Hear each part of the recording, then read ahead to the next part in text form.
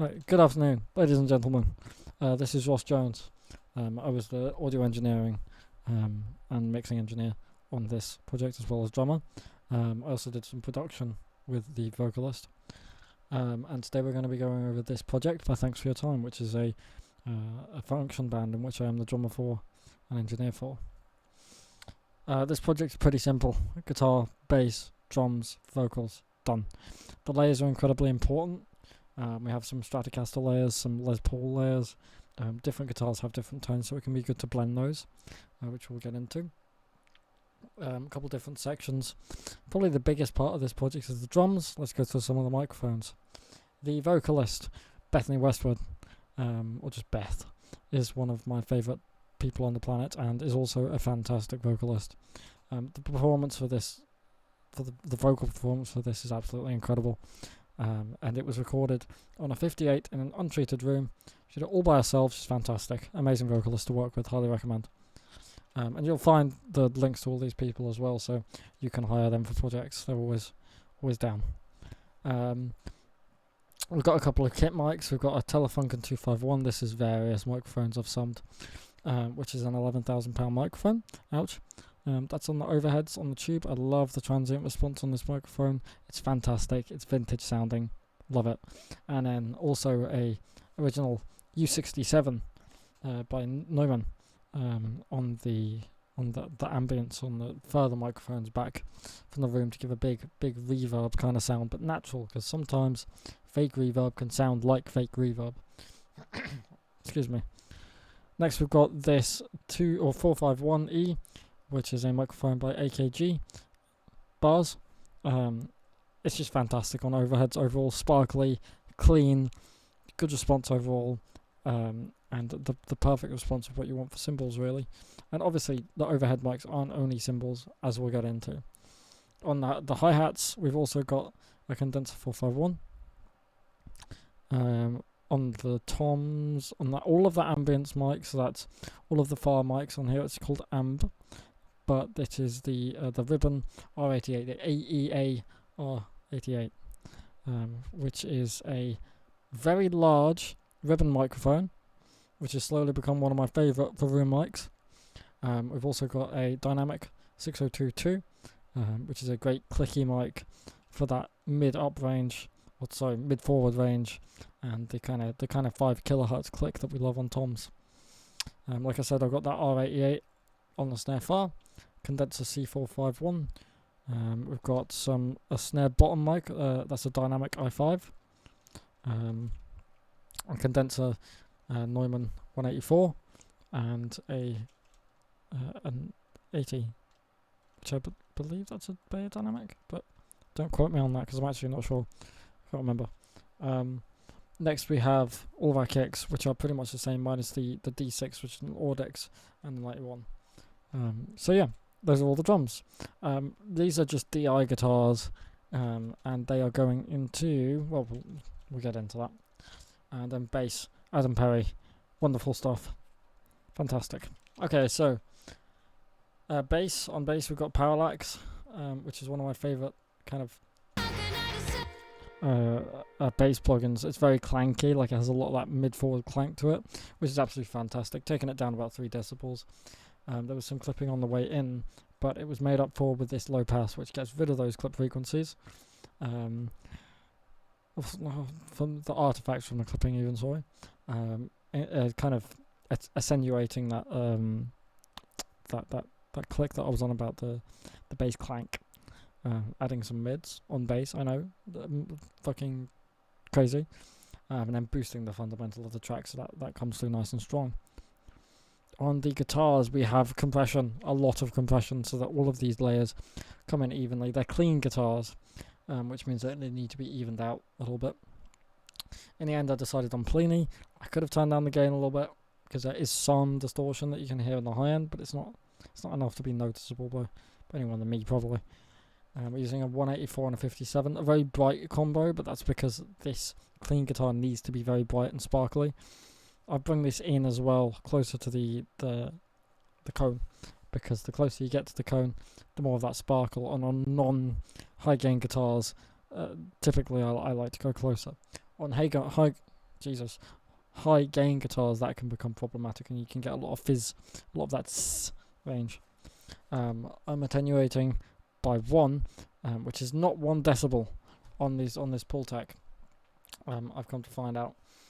Then we're boosting 10 at 10 kilohertz with a bandwidth of 4, just to get that sparkle now.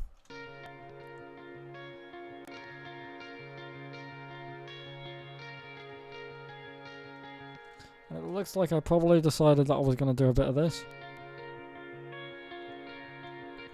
but then decided I didn't need it, which I agree with in hindsight, because it's important stuff up there.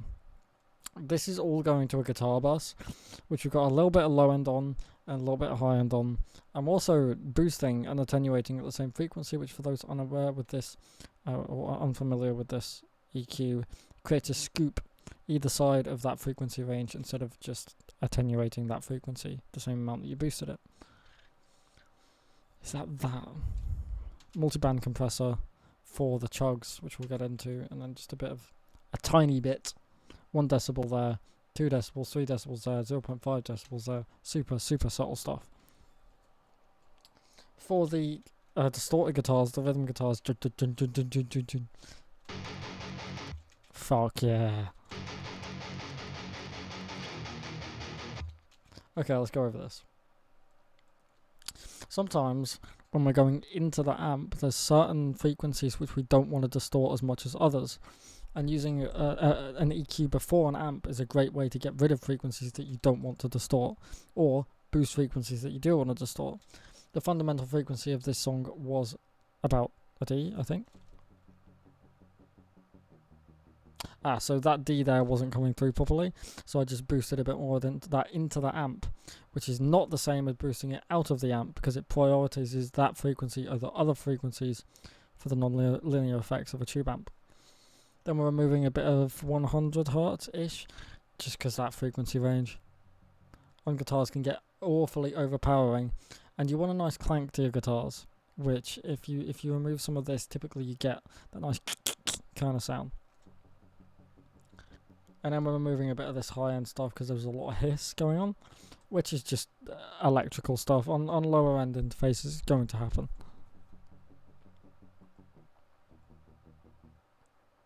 And it just looked like we had a bit much of this kind of high-mid build-up there. So this is with and without the EQ applied that I've before.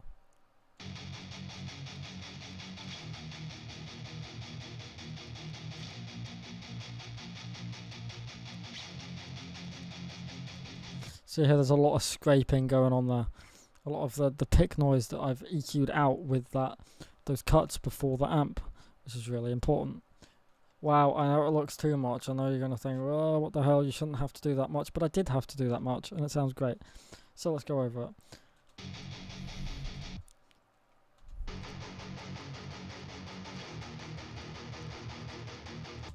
This frequency right here, I know I should have high passed, but it didn't sound good, so I didn't. And right here we have the fundamental frequency of the song, which I'm boosting because I needed that fat stereo chug to get through the mix. Bit of dynamic EQ on the chugs there. Getting rid of a bit of low mids. Again, low mids. Adding some mid-mids and 8 decibels of mids. So usually people see these kind of boosts and they go, surely the guitars didn't need that much, did they? Well, these did. There's nothing wrong with doing big old boosts or cuts on an EQ. If you do it right and you know what you're doing, there's nothing wrong with it. If you're boosting and cutting in all the wrong places, that is how you distort your mixes. But in the right places, as we can hear, that's much better. Maybe a bit much, possibly 6 decibels might have been better, but in the mix, that was what it needed. Remember, we're in solo right here. I agree, that's way too much around there.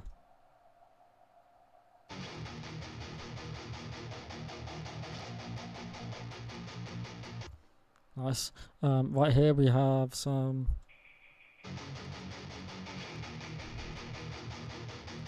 resonance right there. And then some high frequencies to smooth out the high end. so I can really boost it without being harsh. And that's about what I've done here. Yep, 6 decibels, quote unquote, at 3 kilohertz. Essentially to get that kind of cutting through.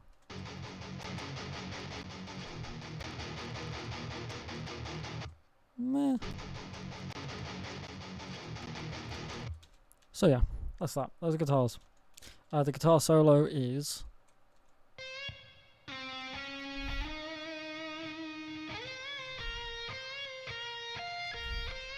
Oh shit, I forgot to go over the bloody amps, didn't I? We're using an overdrive pedal, the hex drive.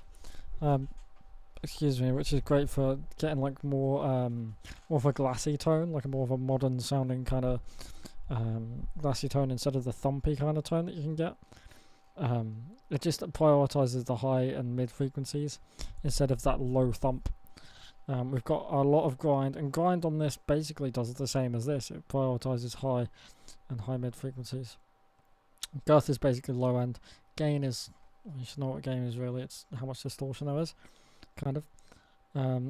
This is like a boost kind of thing for the gain. Lots of bass, lots of middle. In fact, pretty sure these are all the way up. Treble, a little bit away, just because otherwise it's too harsh. These controls typically tend to be non-linear, so 1 to 3 is a lot less of a difference to 3 to 5, or from 8 to 9, for example. Depth is about low end. Presence is about that kind of high stuff, and then you can push more into the master, into the cab, which gives more mids. The ribbon R21, the Voyer R121, Jesus Christ, I butchered that. Voyer 121 is a ribbon microphone, which is typically used on this kind of stuff for its deep low end response. I mean, it has a deep extension well past 80 hertz. This thing goes on forever, and that can be really great to get in a fat full tone in the low end. Please stop high passing your guitars. If there is frequency content in the low end, which is a harmonic or a fundamental frequency, leave it. If it's rumble, get rid of it. If it's a harmonic, please leave it. That Royal 121, I needed those lower harmonics to come through because these are kind of chuggy lower guitars. So yeah, and then a 184 by Neumann again, KM184, just because it's a very high mid focus mic. We're talking about 5 to 6 kilohertz, which is obviously where typically that presence is going to come from on the guitars. These settings are mostly the same. Only difference is I backed off the KM184. Negligible amount, basically the same. Taking off a lot of this.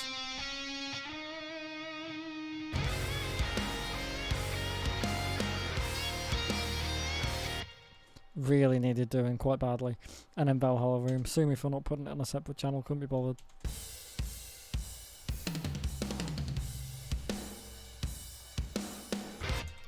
Drums always sound stupid in stereo, or in mono even, Jesus.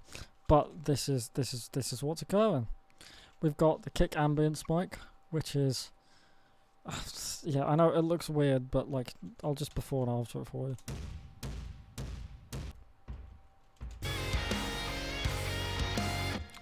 Don't overuse and don't underuse kick room mics. This is without.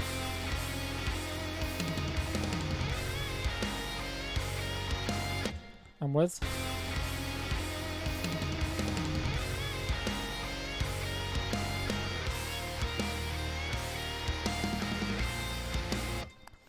Super important for getting a big tone. Saturating heavily those kick room mics, because I love saturating room mics. Getting a bit of like 8 kilohertz, like that super high click. Just because I don't like it very much, and then adding a bit of that lower click, which is always cool. And then on the bass here, kind of low passing. Like with this kind of lower dB per octave thing, you're going to see me do quite a lot. Essentially, sometimes higher decibel per octaves can make things sound like they've been brick walled.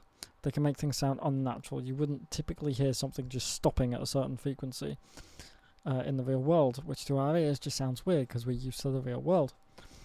and how sound interacts in this in our little universe.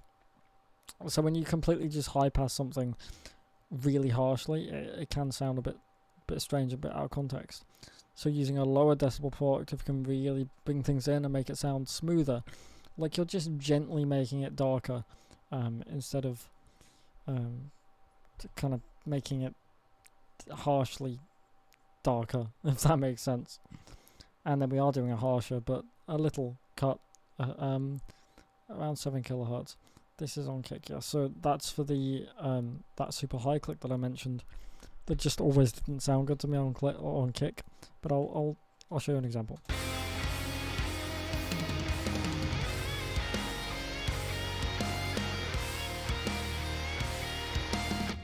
I think it cleans it up very nicely. A couple of resonant frequencies there that I just kind of skipped out because it didn't sound good.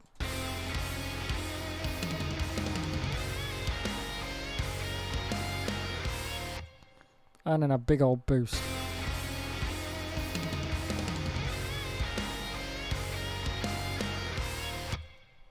Nice. Bit of mids, well, high mids, and removing a bit of 170 because that's the ugly low mid boomy kick sound. Saturn is saturating, who would have thought. We've got 100% mix, we've got 1 dB out, which is also non-linear. And this is essentially we're multi-band saturating. So each of these have slightly different things, because I don't want to saturate the bottom end of the kick as much as I do the high end. Low end frequencies have more energy, which means going into the saturator, high frequencies have more energy going to the saturator. So the low end and the high end are going to end up really saturated. I don't really want that. I want a nice even kind of saturation. And then afterwards, that's when I kind of take those extra mids that have been clunked up because of the saturation on the mids. But we get the harmonics, the extra harmonics from the mid saturation in the high end. And then you shape to taste. Big old boost at 3K. Big old boost at 30 Hertz. Because you need that thump. Also, we're scooping a bit. And then one more of that. Condenser. Yeah. Kick done, I believe. Yes. Snare drum. Boy, this is going to be a long one. Usually, people say that dynamic mics have less of a transient response to them. What I think, or what I've perceived from my time of using dynamics versus condensers, is that condensers have a longer transient to them. So dynamics have a shorter transient to them, and condensers have a longer transient to them, which means the dynamic will sound more punchy. I'm just going to play it to prove my point.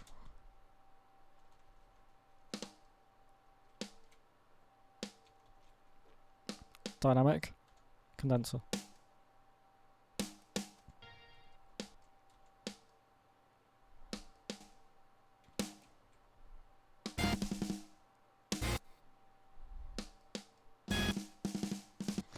It's kind of the dynamic has a shorter click to it, which when blended in with the long transient of the condenser and the different frequency responses, it blends together really nicely, which is why I think it's important to use both. Anybody who says that condensers can't be used on percussive instruments is unfamiliar with the subject, let's just say.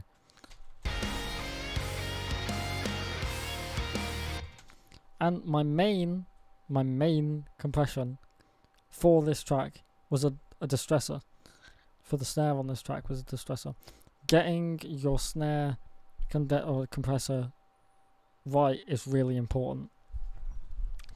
My attack here is at 10.5, which on the actual unit I think is 11. I think they have an 11 switch. Quick sip of the monster. We have a bordering onto medium release, because I want that transient to be really kind of popping out.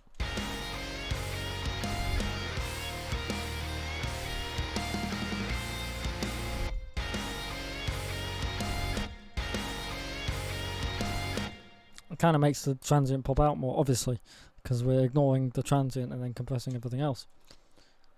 And that's all that's happening there. That is the only thing on the snare drum dynamic microphone, which is a bit mental. There's nothing on the condenser microphone, but we'll see why in a second. Actually, I really haven't touched the close mics that much, which shows a good recording, I guess. Snare bottom. Right. Does anyone remember? I don't know why anyone would, but there was a video that I posted a while ago. This mental ghost note pattern thing.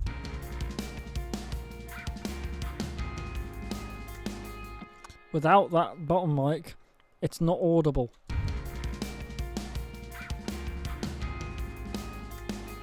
Why? Because this is compressed to all shit and then blended back in so that the ghost notes and the big hits are the same volume, and then you blend it in.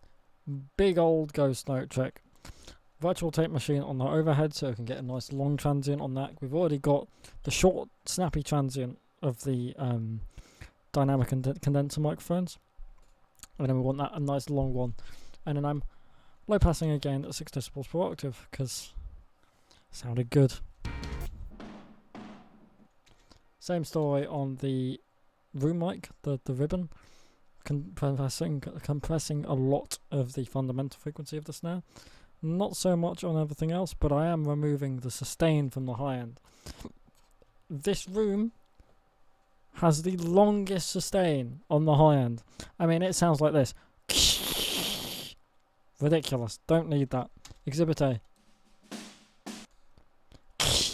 Don't need it. Too long. Compressing the shit out of it. But you've seen me do this a million times over. All in, fastest attack, fastest release, big old snare bomb.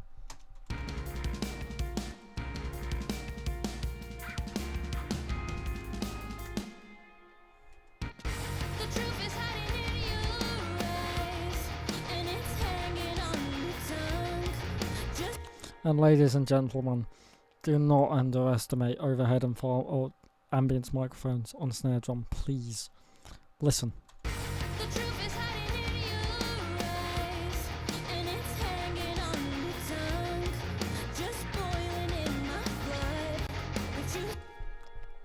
Big old snare, fat snare. Accentuating that, we've got the virtual tape machine, which is making the transient longer, which in turn makes it feel like the snare is lasting for longer, which in turn makes it feel like it has a bigger room. Simples. More high-end removal from that bloody room. That's snare drum. Oh wait, no it's not.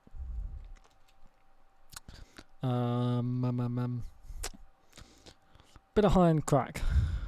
Bit of fundamental, bit less mids. A lot more crack. Less, well, I'd say that's just making it darker overall. Bit darker, bit less high mids. Yeah, like that weird cracky, but not crack, like just before the crack. Do you know what I mean? Low mid removal, ugly on snare. And then, well that's low mid really, more like mids. And then the fundamental was just a bit too long and big. My favourite compressor of all time, the API 2500, ladies and gentlemen, with a fat attack to it, 3 millisecond of attack. So the transient of the snare drum is about 3 milliseconds, typically.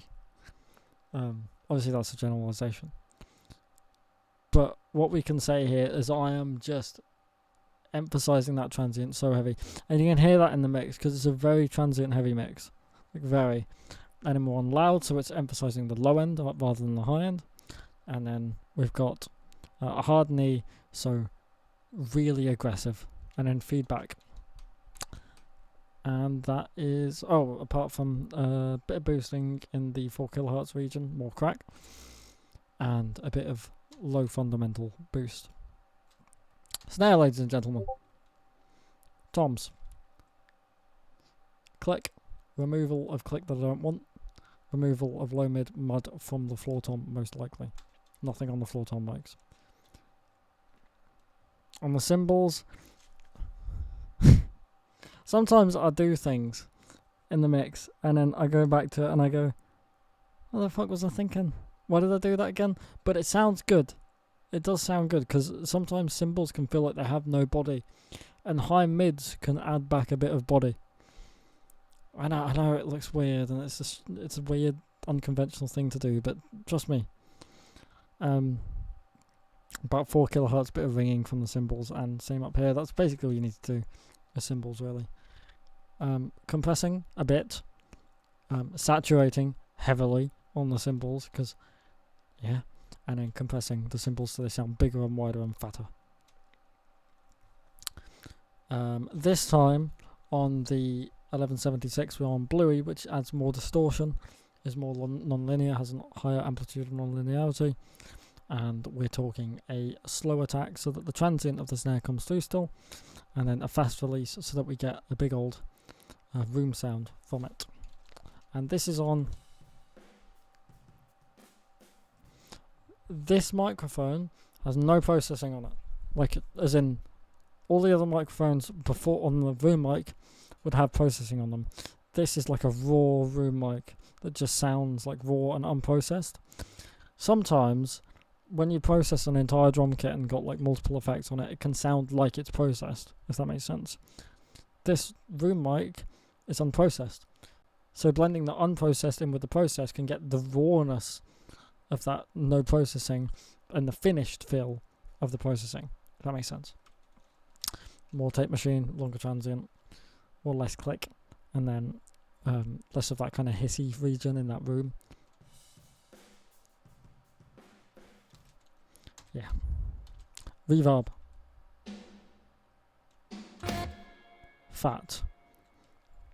Oh, and then these are the individual kit mics. I don't know why my bussing messed up there. Vocals. I'm not gonna solo this. It's just because everyone hates that. Everyone hates their vocals being soloed. But we're gonna add a gate. And this gate is long release. We recorded this in a bedroom. I am going to solo it. I apologise. Hello?